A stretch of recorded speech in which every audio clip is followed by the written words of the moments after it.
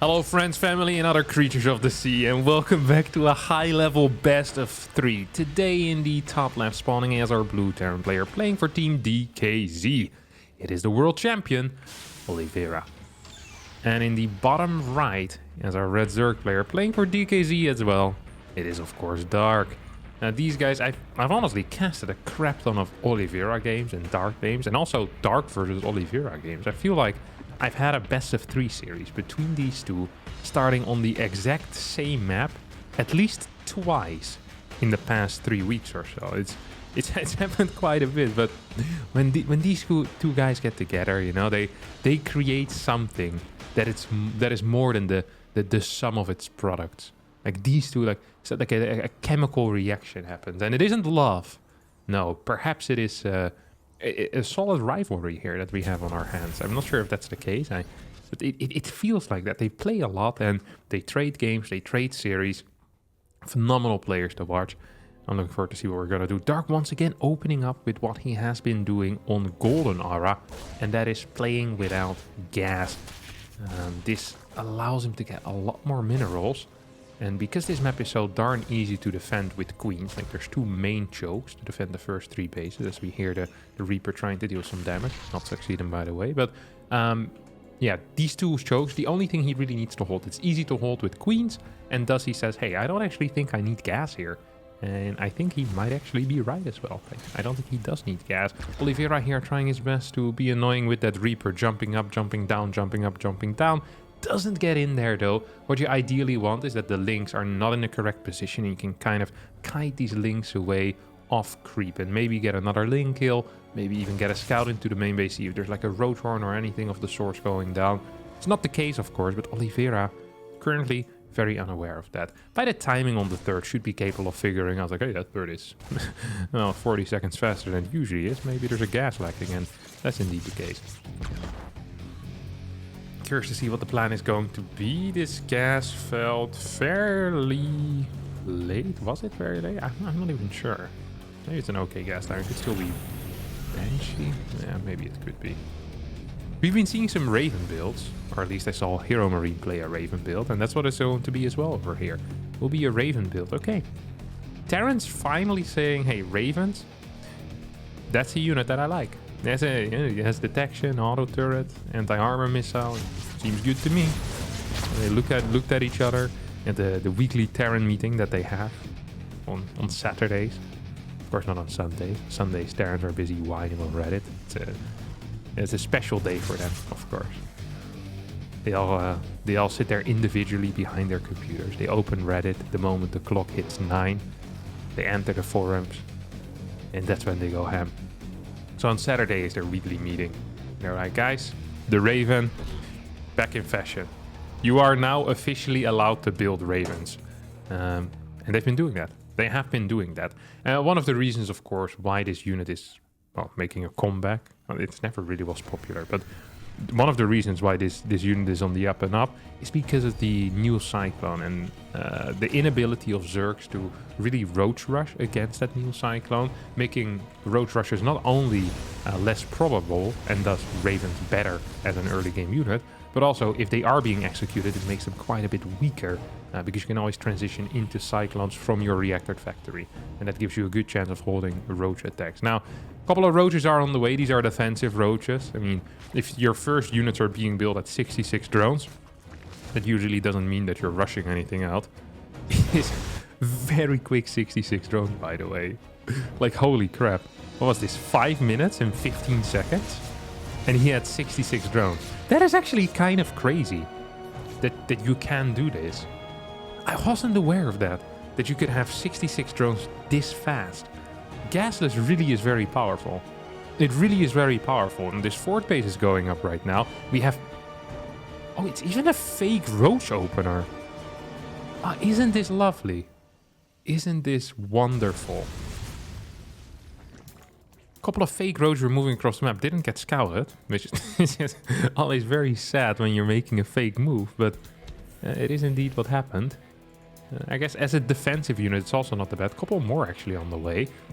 There's no Glio reconstitution. It starts now. Okay, so he does want to get a bunch of roaches, maybe just to have a few Ravagers around and make sure that the opponent moves into tanks and not into mines, perhaps. That is an interesting thought, saying, hey, I'm showing roaches here. You can't play mines against this. And you see that initially Oliveira wanted to play mines. Now, double tech lab here on factories as he saw the roaches. Really cute play out of Dark. I hadn't quite thought of it like that, that interaction between those early roaches and the decision out of Terran to get these tech labs on the factory. Because he really is just playing a pure melee style, right? We have these melee upgrades, there's loads of links on the way, we have the Baneling speed. Honestly, in a fantastic position. Look at that, up 30 supply. Nothing has happened except just good build order choice here out of Dark and good execution. Really just solid execution all around, and I like it. Hive is being rushed. This is an insanely fast Hive. This is an insanely fast Hive. He's on 6 gases as well. I almost feel like an Ultra Cavern would be sick to have, no? Like, what if just Ultra rushes? He says, hey, when you hit with +2, I'm gonna have 6 Ultras with chitinous plating. Hey, this is gonna be the first time that I'll see a hole like that. 3 more barracks here on the way. 4th base is already here, so there's not any type of 8 racks all in. This is just your standard macro 8 racks. Hellions being pushed away from the towers. Not allowed in there. Yeah, it's gonna be fast Ultras. Wow. That is extremely quick. An Ultra Cavern at 7 minutes and 30 seconds. He's actually going to have Ultras before a 2-2 push hits. Usually, just for a bit of context, if you're not too familiar with timing, which is of course possible, is that usually Zergs are very happy if they manage to even just get a single Viper out before the 2-2 push hits. Not while it's moving out, no, while it hits with 2-2. Here, this is a 1-1 timing push basically that's happening right now. And there's Vipers out already, 8 minutes and 26 seconds out. This is so sick. This is so sick. The Baneling count is practically non-existent. The 6 more get morphed. There are 8.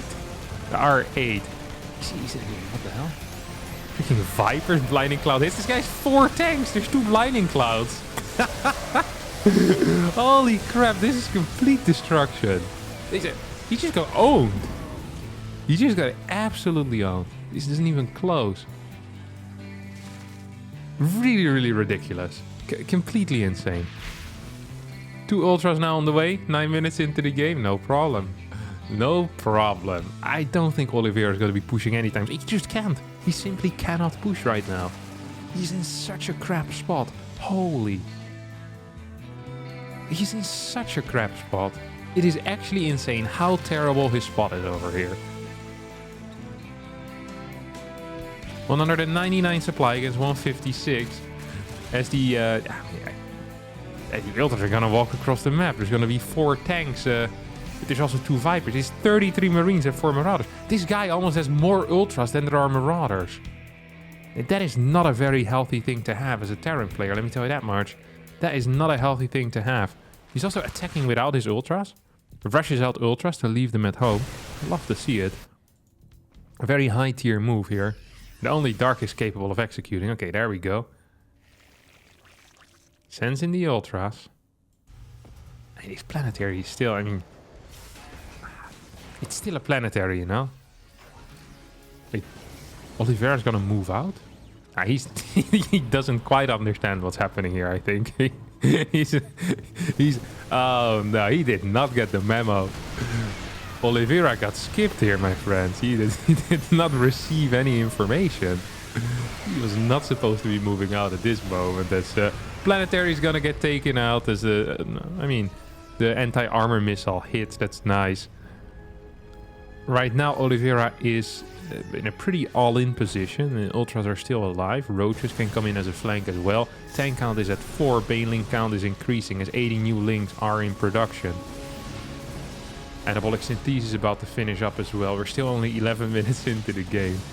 I don't think I've ever seen Ultras pop out this fast in this particular matchup. In like a high-level serious game. It is kind of wild. It is kind of wild. Here we go. Here comes the flank with the Banelings, with the Ultras, with the Roaches in there as well. There's half a Ravager.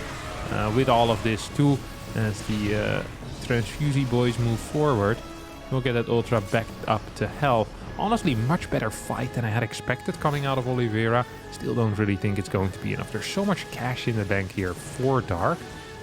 And there's no fourth base. Here comes the Ling run by. There's adrenal glands on these Lings already. That means that you're now going to lose everything at home. And that pretty much forces you on creep here. And once you're fighting on creep against Ultras and Banes, that is a very, very bad thing majority of the time. As the Lings indeed stream in over here, picking up every single reinforcing unit, which, well, will never become a reinforcing unit as it dies in its own natural. Tank sieges up, tries to help out, but it's not going to be good enough. 2 more Ultras on the way as the Spore now moves forward as well. I'm not quite sure what it is doing here. It's also, he heard about the fight and wanted to join in.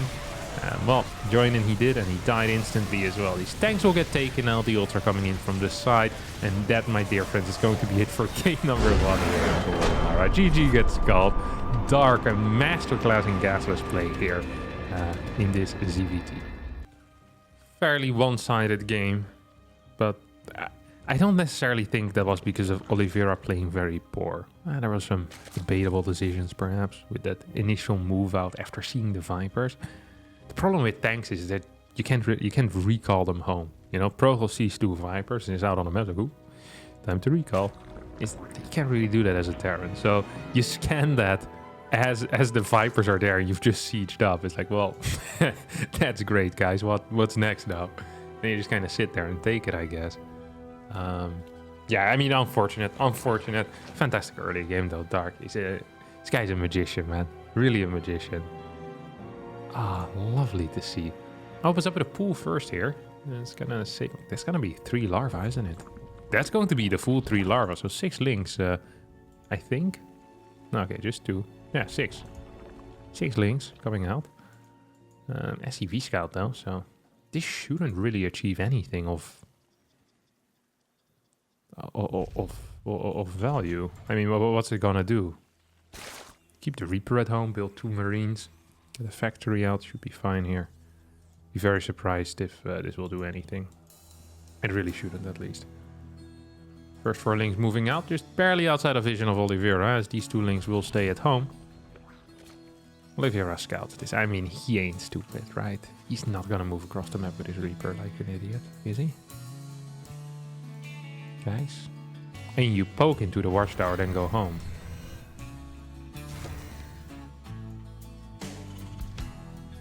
What?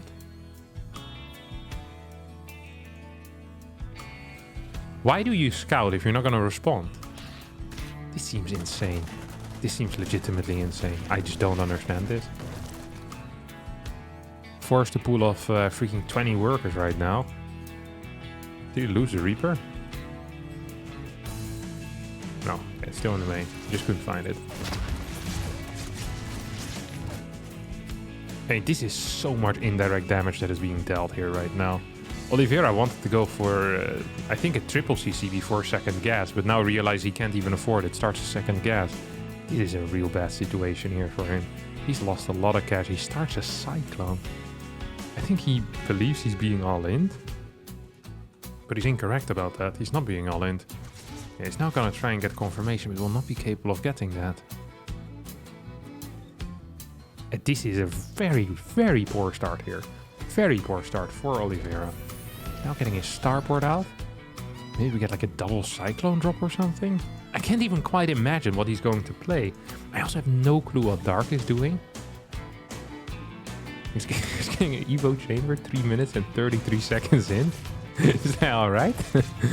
Are you sure this is a real build, or are we making stuff up on the fly here? Finally, we're gonna get some confirmation out of Oliveira that nothing, well, aggressive is going on. I was gonna say nothing weird is going on, but definitely something weird is going on. Building an Evo chamber before the third hatch is not considered to be a very standard play in this matchup. So go for the melee attack upgrade. Alright. Nah, I'm sitting here, Dark. I'm waiting.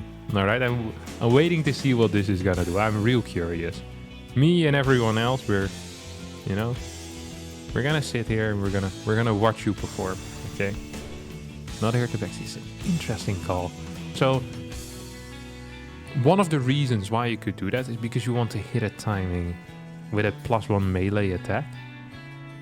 As in, like maybe throw down a Baneling Nest and go for like a big Ling Bane Flood. Something along those lines. Like that's the first thing that really pops in my mind where I'm like, okay, that sounds somewhat valuable. But getting an Evo before a third hatch is really quite crazy. It's expensive.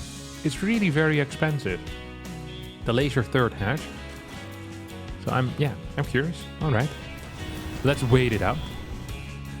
Let's not judge before we see what it achieves. There is an armory on the way with this as well. So I'm getting some Hellbat vibes with this as well.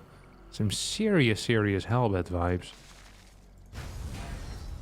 I'm not sure if that is a smart play or not. I think it should be, because you're seeing a quick Evo chamber. You're like, okay, that's going to be melee or carapace. Probably means your opponent, in this case the Zerg, doesn't have a secondary tech structure like a Roadhorn or a Baneling Nest. And against Lynx, even if Lynx are upgraded, Hellbats are pretty freaking good. We have this drop heading in towards the main base, as 8 Hellbats will move in to the natural. No, okay, this was a fake. He's now moving in here towards the third. What is the queen count? 5, 6? 6. We have like what, 1 transfuse? 2 transfuses, I think, over here. Maybe 3. Maybe 4 transfuses. Okay, that's playable. Melee attack not quite here yet. Instead we have a counter attack. All these buildings are done already and SCVs can repair the wall. Serious damage here is being dealt. 2 medevacs definitely helping out. Usually there's only 1, but double medevacs, double the healing. That's a good time over here. For Oliveira, that is.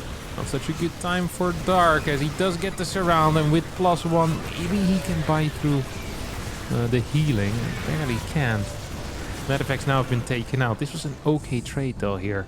I like this trade, I think, overall for Oliveira. He's forced out so many links. His opponent has almost no drones. Now a spine here as well. Liberator shows up. Queen count is, well, abysmal at this point. We have, what, 3 queens left over. Means that this Liberator is going to be quite efficient. Quite effective. As Hellions take out one of those 3 queens. The high ground queen needs to help out over here. There's some serious mining denial going on as well. Do we have eBays yet? Well, there's 1 eBay. It ain't researching. Second eBay could be thrown down quickly here as well. These Hellbats still looking for something. And Hellion production continued during all of this, by the way. I wasn't even aware of that. He has a lot of freaking Hellions built in this game. There's still 5 Hellbats. 2 more Hellions just roaming around as well. That is interesting. Oh, this guy. Oh my god. This guy in the middle.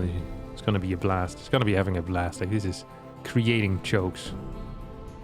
Here, there, and everywhere. 55 workers to 53. Carapace now starts. As well as a second Evo chamber, a lair, and a Baneling Nest. So we're looking at a melee-based build once again. That made, of course, make sense because he rushed out the melee upgrade. We're getting Burrow. I think this is a sign saying like, hey, I don't feel so comfortable in my position currently. I need to try and get something done. And whether that's going to be with burrowed banelings or, well, really just with burrowed banelings, let's face it. He basically says, I want to burrow banelings with that. This is a double mine drop. Now there is an armory. This is a wild play, especially because it's going to get spotted instantly. I almost feel like it would be much better to have these mines in your first push. Of course, Oliveira couldn't know that he was going to get spotted, but he can still move back if he wants to. If he wants to, that is. Ooh. Interesting developments behind all of this. As here come the double mine drops. Let's see what you're going to do. Maybe kill a queen. Yeah, something at least, but gonna lose 2 mines for a queen. That's not a great trade. Another double mine drop coming out. I think I saw, and I could be mistaken. Yeah, this is 8 racks with tech labs into a fort base. So a delayed fort base, quick tech labs for quick marauder production as well. Very interesting. This drop's trying to get in here. Does get a high ground drop. Just gonna tank that with a queen. Fairly solid play here coming out of Dark. Defensive play, that is. This Liberator, 2 Liberators here just cleaning up the skies. Making sure there's no Overlords around no more. I like that. Mine burrows at the potential 5th base. You could actually force Dark into taking this 5th. Or Dark could just clean it up. Depending on what he prefers doing, you know. Many things you can do in life. Double links occupying this watchtower. We see a small lead here in supply for Oliveira. Double liberators being sent out to harass as well. Need to be careful to not fly straight into a spore and lose everything. This is a small marine force. We'll manage to clear a little bit. Oh, here comes a surround. Ooh. Poor control out of dark. Loses 15 units to a single mine shot. Is going to clean up these 4 mines though in the end. So that is nice. Liberator does get taken out. Both lips get taken. Oh, actually. Might actually both get taken out. That's kind of sloppy here by Oliveira. Significant harassment force just gets taken out for free. It's usually not quite what you want. This mine is going to get blasted here eventually. As creep has been denied quite a bit. Which is surprising because the marine count was so darn low in that little push out there. Dark now trying to send in a counterattack, and that's the one thing about this map. That's so hard to counterattack. There's no realistic points to counterattack from. Like, you can only pick one side. It's either the middle or the left side you're counterattacking from. It's easy for the Terran to take care of. This is an interesting fight for Dark, and when I say interesting, I mean a terrible one. He tried to get a surround, but there were 3-4 Hellbats in there, and Hellbats are units you usually don't really want to surround, as there's only 2 Banes remaining. And these units are running, well, pretty much out of juice. They're all in the far orange, in the almost touching the red there. You can just heal that up and go back a little bit later. Infestation pit finishes up. I think a hive and a lurker then is probably really the only thing you can do here. Because Dark is in an awful spot. 132 supply against 167. +2 about to finish up for Oliveira as well. Now moves in over here. Will burrow a forward mine. Alright, let's see what you got, bud. That's the pickup. It's gonna get cleaned up. Dark just doesn't have enough units here. Queens are very good, but the moment +2 attack finishes, it often does feel like the queens start falling up a tiny tad. Will hold for now, so at the same time moves off creep with a bunch of these Hydras. Doesn't quite have the power though to clear this up. And as a result, is now potentially gonna lose this 5th base. That is an important base. Oliveira is already sending over a command center to his 5th base.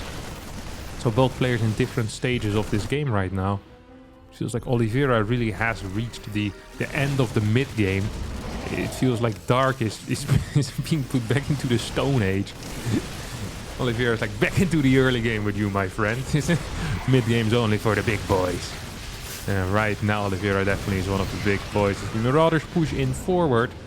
Mines in aggressive positions and more units just reinforcing across the map. It's always a bad sign when Terran is just rallying across the map in an old school rally push. There's 3 Banes remaining. They should get taken out, and that should also just be it. There's not going to be enough reinforcements. GG gets called as Oliveira ties up this series on Alcyone here versus Dark. Just like that, we're in the ace match. Yes, Dark with a gas. Oliveira with a CC. No scout, by the way. No scout opener. No SCV made its way across the map, so just straight with a Reaper going across. I wonder if we're gonna see a similar opener from Oliveira here. I'd be surprised. I'd be very surprised. It really felt like that Hellbat attack in the last game was a response to seeing the fast Evo chamber. And if that's the case, I think that was a good response. I think it was a viable response. This time around, we're just having a triple CC opener. A standard triple CC. Nothing weird going on so far. Creep Tumor is so far back, you might as well not have put it down. Well, not quite, but it is very close to being useless. Well, we see... we're gonna have to wait and see exactly what's gonna happen here. A lot can be said about the gas timing, the second gas timing. Usually very indicative of what is going on. This is a quick second gas, and it has those vibes, those, what do you call them? Those Banshee vibes. That's what it feels like to me, at least. Backlap does get thrown down here. Overlord tried to make its way in towards the main base. Got a scout off on that CC, which, I mean, isn't every little piece of information, but it's quite a bit of information. It's saying, hey, if anything aggressive is happening here, then you shouldn't forget that it's going to be later. It's going to be hitting later because that third CC is there. The first 2 Hellions are delayed. Oh, it's going to be a Viking, actually. Okay. Viking with a tech lab though. So maybe Viking into Banshee? Viking into Raven? Viking into Liberator? But then why is there a tech lab? So that doesn't make any sense. Could still be Viking into Raven. It's one of those builds that you don't see a whole lot. Fast stim coming out of Oliveira here. Really fast stim. Probably means he's going to stop at 6 cars, right? A medevac. Okay, I'm stumped here. Viking into medevac, so uses the Viking to clear all overlords, giving himself a free path into his opponent's main base. Potentially. I guess. I'm just curious to see how this is going to be utilized. Very curious to see how this is going to be utilized. Double Evo's going down pre-lair. So a bit of an upgrade rush here. Viking on the top side of the map. Medevac now out. It's being boosted across. There we go. 4 cars in there as well. There's 4 links in the main base as a Spore gets built. Viking indeed confirms that there's nothing here to be annoying. Nothing here that can annoy him. Nothing here that can spot this medevac. It's gonna get the free unload into the main base. I'm saying 9 drones will go down here. Oh well.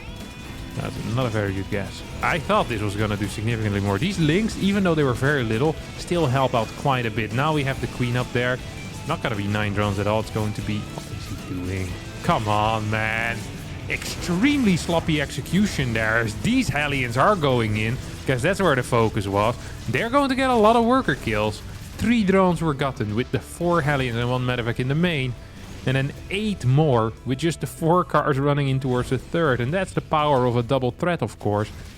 Is that, well, you also need to respond at 2 points at the same time. And Dark struggled with that.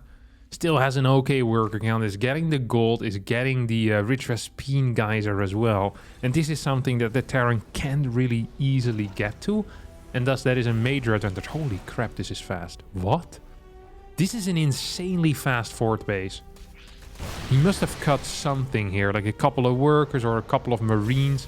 He only has 12 Marines, 6 minutes and 30 seconds into the game. That's kind of slow. His medevacs are going to be extremely late as well. So I guess we can see where things went kind of wrong. 8 cars have gone down. Is this worth it? To lose 8 cars and a medevac? I think the answer is no. Look at the creep spread here that's happening. For Dark, creep spread all across the map. 5th base on the way already. We have a macro hatch coming up too. Lair finishes up now. Baling nest is about to finish up as well. That means we can start our centrifugal hooks, also known as the baling speed. Infestation pit insta sends it. That's pretty sick. That is pretty sick. Funny that if you compare this game to the first game, is that back then the hive was already done 7 minutes into the game. The freaking ultra cavern was halfway. Now we have the infestation pit just barely starting. There's going to be burrow here as Dark is staying on a lower worker count. I wonder if that's on purpose, saying, hey, I have the gold anyway. I can have slightly lower workers and still have very good eco, which definitely is true. I wouldn't mind seeing these Rich Vespine guys are being used. You can pull like 6 workers out of gas, you know, and just put 3 in over here. So I guess 3 workers can then extra mine minerals. So really a nice boost to your minerals on top of already having the gold. It's not what Dark is doing right now, as he's building a crap ton of Ling Bay. Just a boatload of it.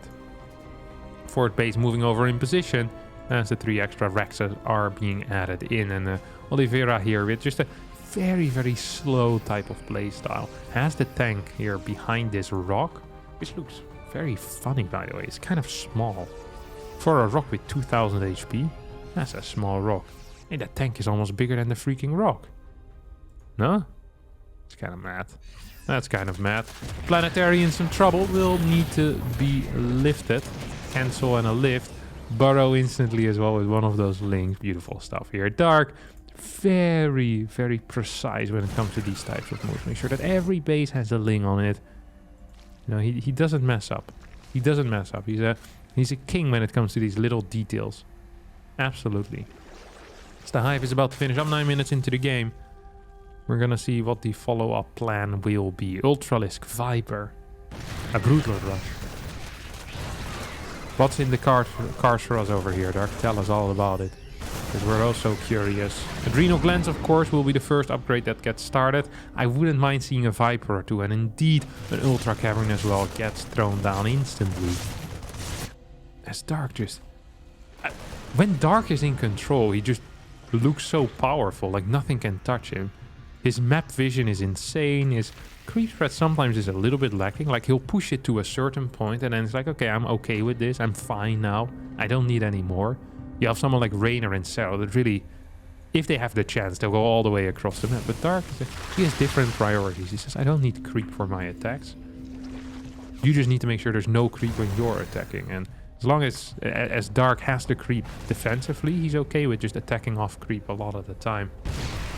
This is not an area you can engage in. Oh, no, it is actually. Wow. Yeah, it just runs in. Freaking runs in. Adrenal Glands over there. I was like, man, that's a choke. There's like 6 tanks over there. He just busted. Holy crap. I think there's very little people that see 3 tanks in vision. Like a choke. From here to... Look at this. He gets shot at by 3 tanks. How is he this confident right now that he can just move in? I have no clue. He just knows. There's also a lot of supply. I don't quite see where it is for Olivier. I guess a lot of that is just in these SCVs. Dark has very low on workers in the end. This was a surprising attack to me. It really was. He hit before +2 as well and before +1 vehicle weapon. He didn't time it out like this, but it works out. And it always works out for Dark, so I believe he does time it out. It is absolutely crazy. All right. Well, interesting little series here between Dark and Oliveira once again, as Dark does get the win, of course.